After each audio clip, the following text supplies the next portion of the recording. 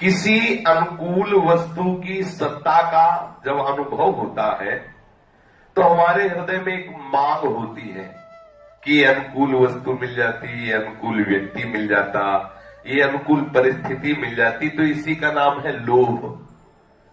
ये भजन में बहुत बड़ा दोष है। जो भगवत भजन करना चाहते हैं उनको जैसी भी परिस्थिति प्रभु ने दी है उससे मांग ना करें प्रभु से। बहुत ही सूक्ष्म बात है कि अगर इस व्यक्ति का हमें सानिध्य मिल जाता, इस वस्तु का सानिध्य मिल जाता, ऐसी हमारी व्यवस्था होती तो बहुत बढ़िया भजन होता। बिल्कुल गलत बात, बिल्कुल गलत बात। जिस समय व्यवस्था नहीं थी तो मन कहता था अगर एक बाथरूम कहीं नजदीक हो, हमें कोई देखे ना, तो चुपचाप बाथरूम गए और पवित्र होकर फिर भजन में बैठ गए। अगर 2 रोटी कहीं बनी बनाई मिल जाती, मधुकरी मांगने न जाना पड़ता, तो अपने कमरे में रात दिन बैठे रहते। जितनी व्यवस्था की चाह थी उससे 100 गुना बढ़ के व्यवस्था है। और जो भजन की वृत्ति पहले थी वो ढूंढना पड़ता है कि वो है कहां, ढूंढने से भी नहीं मिलती। जो विरक्तता, जो तन्मयता, जो प्रभु के प्रति आर्त भाव खोजने भी नहीं मिलता। कभी साधक जिस परिस्थिति में है उससे बढ़कर परिस्थिति की मांग न करे, नहीं तो हो सकता है परिस्थिति की मांग मिल जाए, परिस्थिति बदल जाएगी। स्थिति यदि सुधारना चाहते तो परिस्थिति के सुधारने के चक्कर में मत पड़ो। तुम्हें जो परिस्थिति मिली तुम्हारे प्रीतम ने तुम्हारे योग्य दी है वो परिस्थिति, उसी परिस्थिति में भजन कर लो। हृदय से कहता हूं भजन के लिए किसी भी परिस्थिति की जरूरत नहीं। ठाकुर ने जो परिस्थिति दी बहुत मंगलमय परिस्थिति है। 12 वर्ष श्री स्नेह बिहारी के सामने एक शंकर जी का मंदिर है, वहीं एक कूड़ा वो समय से डाला जाता है पीछे अंधेरे में, वहीं बैठ के वो जब वहां जो भिक्षा मिलती और पाते ना, वो जो हृदय की दशा होती ना, एकांत अंधेरे में बैठे हुए सैकड़ों मच्छर बंद बंद कर उसमें जो प्रसाद पाते हुए जो रोना आता ना, वो एसी रूम में रोना नहीं आता, वो हीटर लगे उसमें रोना नहीं, उसमें तो याद ही नहीं आती है। उसमें तो और भी ये चटनी और मिर्च संसारिकता की याद आती है। उस समय याद आता कब मिलोगे प्रभु, कब मुझ दीन गरीब पर कृपा करोगे प्रभु। देखो जीवन निकला जा रहा, कब बाहर कवल में यही आर्त प्रार्थना होती, प्रभु मुझे दम से कब मिलोगे। कभी भी परिस्थिति बदलने की मांग साधक न करे। सच्ची कहता हूं बुरा फंस जाओगे। परिस्थिति बदलने की मांग करना मानो अपनी साधना में आग लगा देना है। तुम्हें जो हरि ने परिस्थिति दी बिल्कुल ठीक परिस्थिति दी है, तुम्हारे योग्य है। ये बहुत बड़ा दोष है जो साधक परिस्थिति की अनुकूलता की मांग करता है, परिस्थिति बदलने की मांग करता है। थोड़ा हम विचार करें, क्या वो वस्तु सचमुच बिना कहे हमारे भगवान कृपा करके हमें न दे देते यदि हमारे योग्य होती? हमारे भगवान कृपा करके हमें दे देते अगर हमारी योग्य होती, हमें परमार्थ में आगे बढ़ाने वाली सहयोगी होती। क्या हमारे भगवान को ज्ञान नहीं? भगवान को यह ज्ञान नहीं कि इसको ये आवश्यक वस्तु है हम दे दे? बहुत सूक्ष्मता की बात है, ध्यान से सुनना। हम लोग यहीं फंसे हैं। ये हमारा बच्चा है, हमारा शरणागत है, हमारा जन है, इसको ये वस्तु हम दे देते हैं जिससे इसका बहुत बढ़िया भजन बन जाएगा, इसकी बहुत बढ़िया साधना बन जाएगी। क्या हमारे भगवान ये नहीं जानते? यदि वो जानते हुए हमें नहीं दे रहे तो सच्चा समझ लो कि वो हमारे भजन के नाश करने वाली मांग है जो मैं मांग रहा हूं कि हमें सुंदर व्यवस्था हो जाती, हमें एकांत मिल जाता। पक्का समझ लो जिस परिस्थिति में हो भगवान ने तुम्हारे योग्य परिस्थिति तुम्हें दी है। जब बच्चा छोटा होता है तो उसे कितना दूध पिलाना, देखो भगवान कितने कृपाल हैं।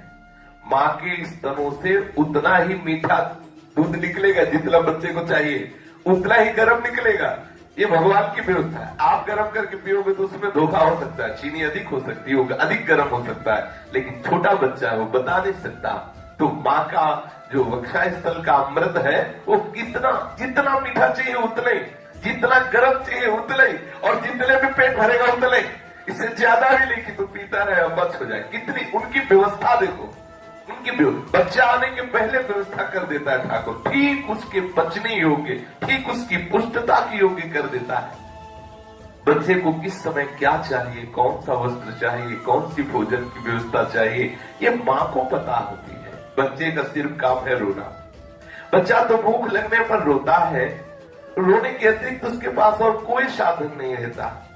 वस्तुतः हम जितने हैं सब हम प्रभु की दृष्टि में बच्चे ही हैं, किंतु भ्रमवश अपने को बड़े सयाने समझ रहे हैं कि हम बड़े चतुर हैं, बड़े सयाने हैं।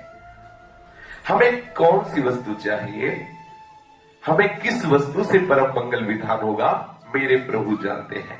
उपासक को चाहिए किसी वस्तु की इच्छा न कर ले, किसी परिस्थिति की इच्छा न कर ले, किसी परिस्थिति के परिवर्तन की मांग न कर ले, नहीं तो साधना बाधित हो जाएगी पक्का। किसी वस्तु के परिवर्तन की भावना हमारे मन में उदय हो तो हम केवल प्रभु से कह सकते हैं।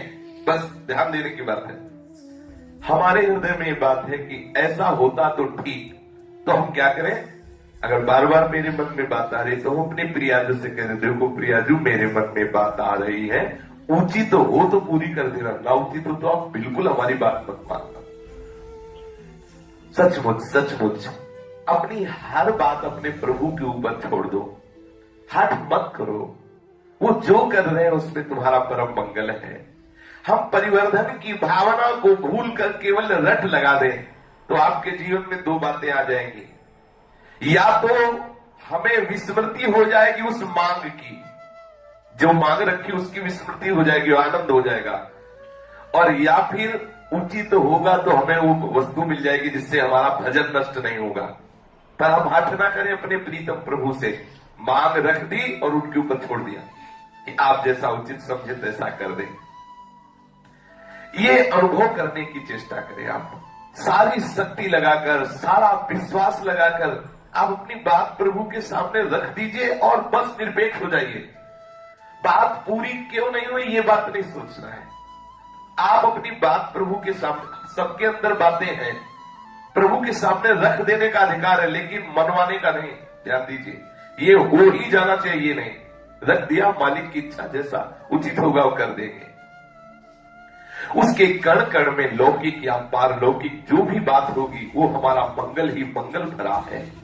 हमारे लिए अत्यंत आवश्यक परिस्थिति है भगवान के द्वारा दी गई परिस्थिति को आदर से स्वीकार करना। हम साधक हैं, हम उपासक हैं, हमारे प्रीतम के द्वारा जो भी परिस्थिति दी गई उसको आनंद पूर्वक स्वीकार करें।